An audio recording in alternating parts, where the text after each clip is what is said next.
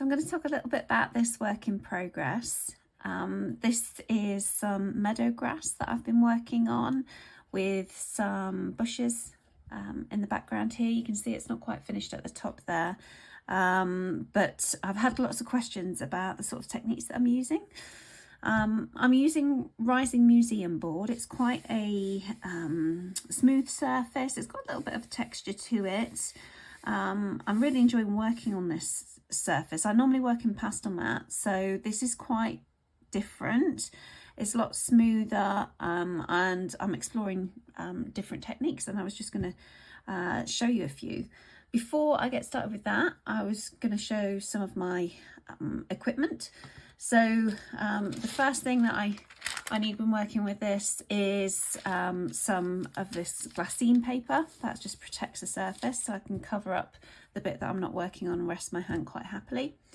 I've also got some Scotch tape, and that is going to help me with my subtraction techniques. So for some of the grass, what I'm doing is I'm removing some of the pigment, and I'm using an eraser guard to do that. So you can see here it's this like sort of credit card sized piece of metal, and you can see what I've been doing with that is I've actually been sort of drawing on the top here, and it's lifting the pigment underneath. That's working really well with the leaves as well up here. So I'll demonstrate that in a minute.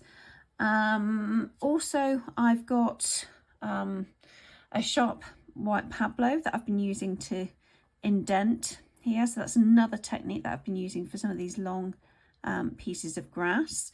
So it's quite sharp at the end there. And I've had some questions about the kinds of greens that I've been using, my techniques for choosing those. I don't really have a recipe that I'm using. What I tend to do is grab a mug, and I just fill my mug with all the greens that I think might be useful. So I don't worry about it too much until I get started. So I fill up this pot, and then what I'll do as I get going is I'll decide that actually I like a few of these more than the others, and they sort of stay out of the pot. And they're sort of serving different purposes at the moment. So I've got this one. This is kind of an olive brown, and that's setting the leaves off into the background a little bit there. Green earth in the Lightfast, and this middle verde gris for the in the Luminance range. That's quite nice. And then I've got things like the moss green. It's only a 2-star in terms of the Lightfast rating with that Pablo there, but it is quite nice to use in combination with some of the other colours. And the khaki green in the Pablo as well. They're sort of my favourites. Then I go to and the earth green and the Polychromos range as well. And then I'm using the rest of the pot, sort of dipping in and out as needed. I'm bringing in some black as well, some dark indigo in here in the Polychromos, and sort of mixing as I go. That's my kind of preferred technique, really. So let's get started, and let me show you some of the techniques that I've been using for the grasses and for the leaves as well.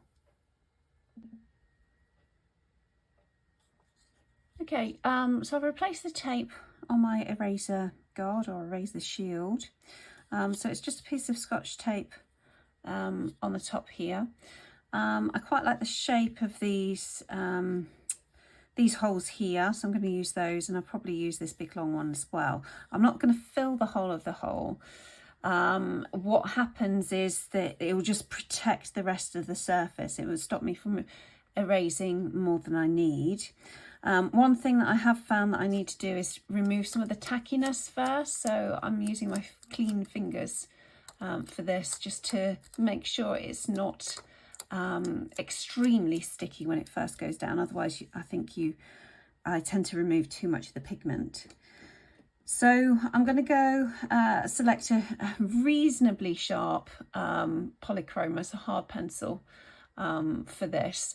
The colour doesn't matter, because what I'm going to do is I'm going to lay that on my surface, and I'm going to sort of scribble with a shape that I want here with a sort of a medium pressure, and that's going to remove some of the pigment for me.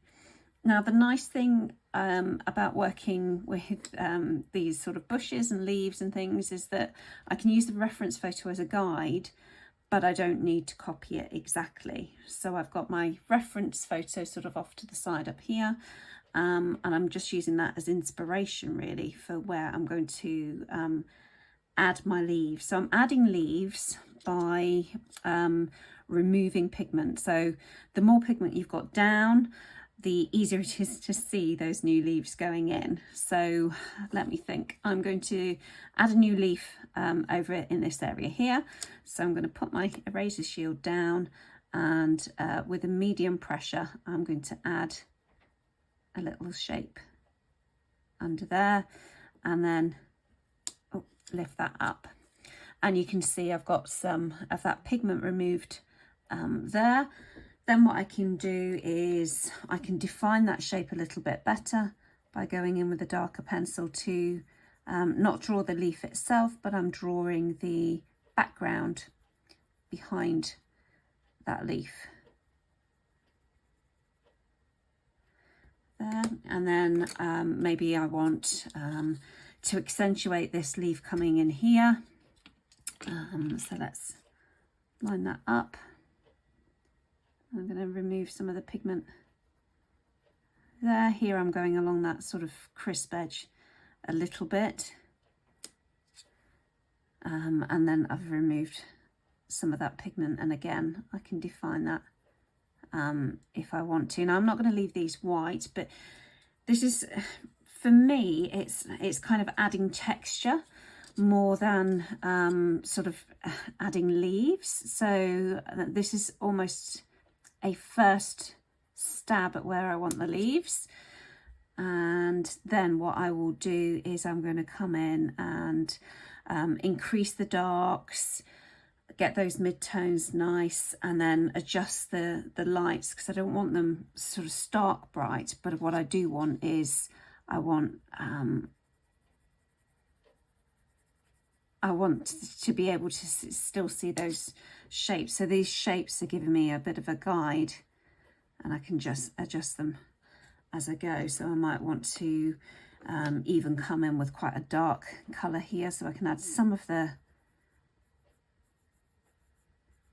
sort of stems and things in the background here, and gradually build up the colour. I can add linear shapes as well. So maybe I've got a branch or something, a stem that I want to bring out into the foreground. That works quite nice for sort of adding those things in as well, particularly things like this stem here. If it starts to get lost, then I can go in and I can kind of bring out maybe the sun catching it a little bit. It helps to not let go of the eraser shield unless you've got sharp nails to remove it again.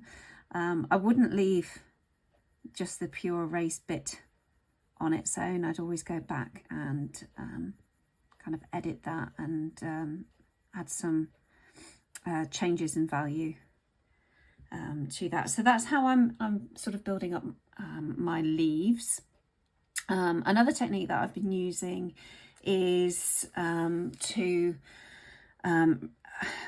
avoid areas. So I've been using something like a sharp Polychromos white, so quite a hard white for that, and that provides enough resistance that the initial layers kind of avoid that. So I can show you that now. So the other technique I've been using before I've been adding any pigment is I've been adding some of these grasses using a sharp white pencil, or it could be a very pale colour, something like a cream or an ivory. The white works quite well because I can pokey back in a little bit of colour afterwards, so I can make it a little bit green if I want to later by deliberately sort of filling things in. But what I've been doing is just sort of adding the shape of the grass, moving up. And now I'm using quite a hard pressure.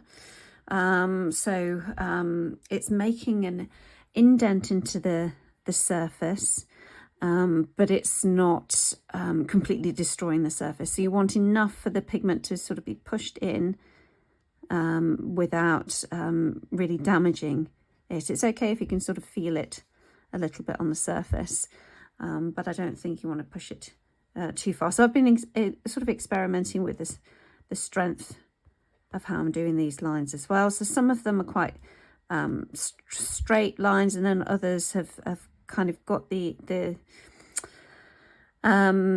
texture of the grasses sort of coming through as well. So I can add a little bit. Let me add a little bit on here. So I've gone a little bit harder on that one there. That's okay. I think I've found that adding more than you think you need is probably a good idea. Otherwise it tends to look a little bit odd. But you can always go back and add in further or remove further, some of the pigment to add in some of the grasses. So this kind of subtraction technique works with the linear features as well. So I can lift out some of the grasses. Again, it looks a little bit artificial at the moment, so it's a case of kind of going back in there and thinking about how that's lying with the other grasses, whether that's kind of poking back. Actually, I don't like this second bit because I feel like it's kind of bent behind that one, which wasn't intended. So actually I can remove that again.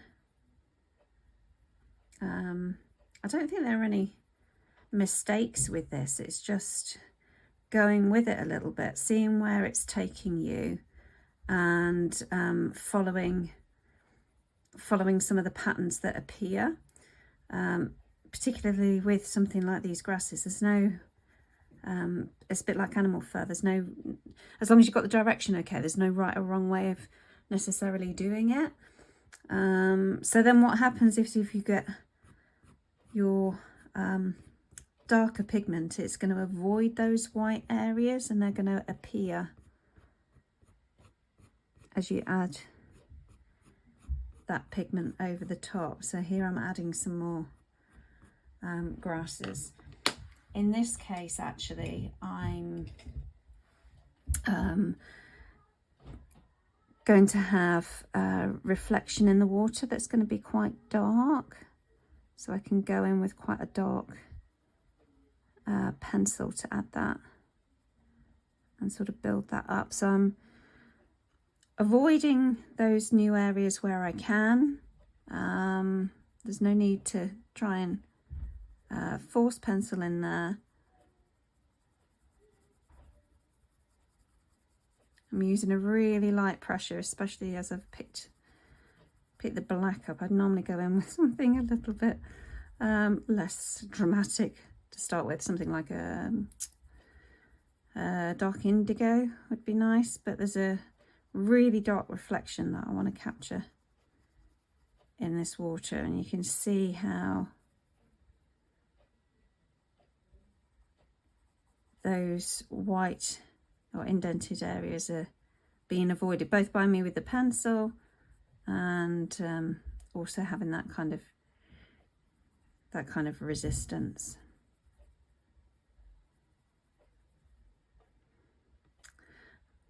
So I hope that's given you an idea of some of the techniques that I've been using here. What I've not tried at the moment is something like the Tombow, so I might try having a go with the Tombow and maybe even the slice tool in some of the extreme foreground. See if I can get some different effects with that. I don't want to have too much detail in here though. I want it to sort of, especially the bushes, to sort of fall back. So I'm just, yeah, I'm having a play at the moment. I'm really enjoying it. I think it's helped that with this big piece I've started out with the grasses almost like my main subject before I move on to this figure that's going to be sat here.